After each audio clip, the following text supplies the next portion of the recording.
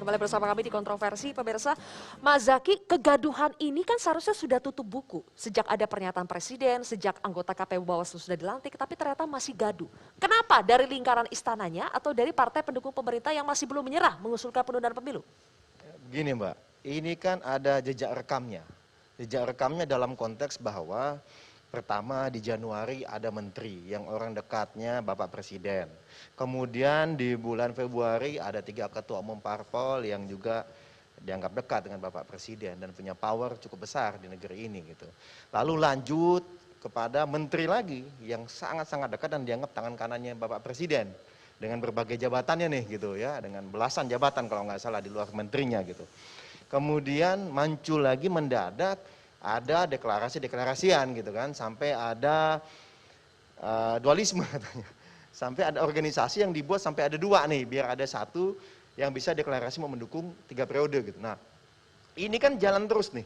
Januari, Februari, Maret, oke lah Bapak Presiden kemarin bilang akhirnya. Ini bagi saya akhirnya loh.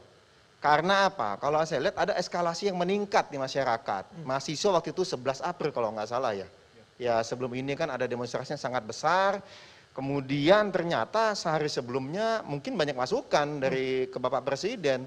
Sehingga pertama kita lihat ada Pak Mahfud, lalu Bapak Presiden menyatakan bahwa tidak, pemilu tetap nih, dia bilang. Ini kan akhirnya gitu. Setelah 4 bulan wacana yang mengerikan ini, bagi kami ini mengerikan Mbak. Kenapa ini nggak bisa dianggap remeh? Jadi ketegasannya pun terlambat? Kalau bagi kami sangat terlambat. Ini kok mohon maaf ya, seakan-akan setelah banyak penolakan, baru kemudian saya tidak mau. Nah ini kan, lalu kalau misalnya ternyata 3 bulan, 4 bulan itu upayanya berhasil gitu ya, ternyata ramai yang mendukung gitu, misalnya gitu.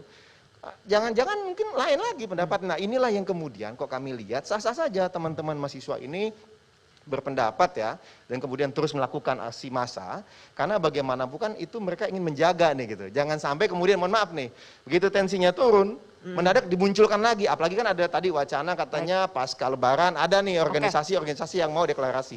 Dan yang kedua gini Mbak, kami melihat bahwa adik-adik mahasiswa atau teman-teman mahasiswa ini sah-sah saja sebenarnya melakukan demonstrasi. Kenapa? Ini kan bagian dari upaya menyampaikan pendapat yang sangat dihargai di negara demokrasi dan dijamin oleh konstitusi. Dan tuntutan mereka bukan hanya mengenai penundaan, tapi yang menjadi penting adalah nasib rakyat saat ini, harga sembako yang luar biasa tingginya, itu salah satunya. Jadi menurut kami apa yang dilakukan oleh mahasiswa ini jadi ya, ini sudah rentetan sah-sah peristiwa-peristiwa yang akhirnya membuat ini akan terus, sehingga membuat ini tetap gaduh. Coba seandainya, Dayat saya ingin tanya, seandainya partai-partai pengusul penundaan pemilu